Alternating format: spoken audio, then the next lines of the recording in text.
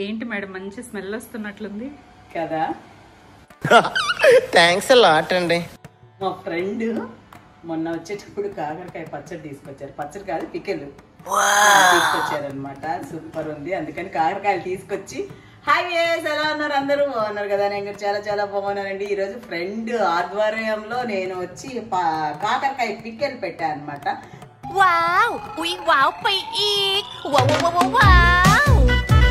దాని గుమగుమ ఇల్లంతా వస్తుంది. నాకంటే నోట్లో నీళ్ళు వస్తున్నాయి. కాకపోతే ఇంకొంచెం ఫైనల్ స్టెప్ బాకీ ఉందన్నమాట. అన్నీ వేసిన తర్వాత జస్ట్ ఇంకా లాస్ట్లో వేడి తగ్గాక నిమ్మకాయ రసం వేసేయాలి. కానీ సూపర్ అంటే సూపర్ ఉందండి.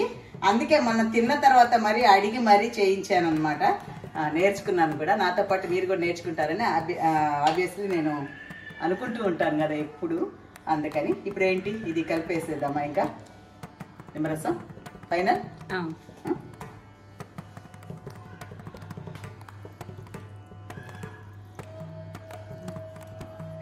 ఇది వచ్చి 1/2 కేజీ కాకరకాయలండి. 1/2 కేజీ కాకరకాయని ఇలా చేసాము. ఎలా చేసాయి అనేది ఇంకా మొత్తం నీట్గా వీడియో తీస్తున్నాను కాబట్టి ప్రాబ్లం లేదు. నిమ్మరసం మనకు అంటే ఎలా వేసుకోవాలి, అందాజుగానే వేసుకోవాలి. ఇది వచ్చి 1/2 కేజీకి 3 కాయలు, కొంచెం ఇంతంత కాయలు, 3 కాయలు లేదా 4 కాయలు సరిపోద్ది కదా ఇప్పుడు? సరిపోతుంది అదనమాట. గుమగుమలాడే టేస్టీ కాకరకాయ పిక్కెల్ రెడీ అయిపోయింది. హెల్త్కి కూడా చాలా మంచిది కదా. కొంచెం ఆయిల్ పట్టదనే కానీ ఇప్పుడు కూర లేకుండా మనం కూరలు చేసుకోవాలంటే ఆయిల్ ఉంటుంది కదా, అది లేకుండా అదే ఇది అనుకొని అన్నంలో వేసుకొని కలుపుకుంటే కొంచెం పొట్టలో నులి పురుగులు ఉంటే చాలా మంచిదండి. చిన్నపిల్లలకైతే కాకరకాయ చాలా మంచిది. అలానే పెడితే తినరు కాబట్టి ఇలా చేసి పెడితే శుభ్రంగా తింటారనేది నా వండర్ఫుల్ థాట్. ఫెంటాస్టిక్.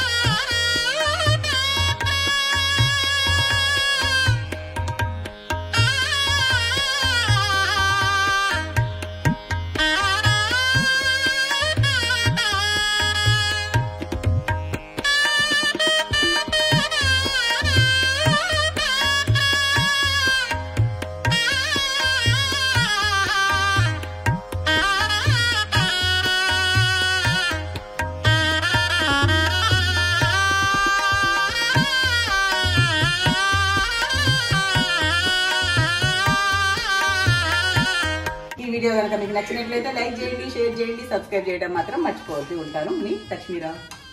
రే నీకు ఏమైనా మధ్యలో డిస్టర్బ్ చేయొద్దండి.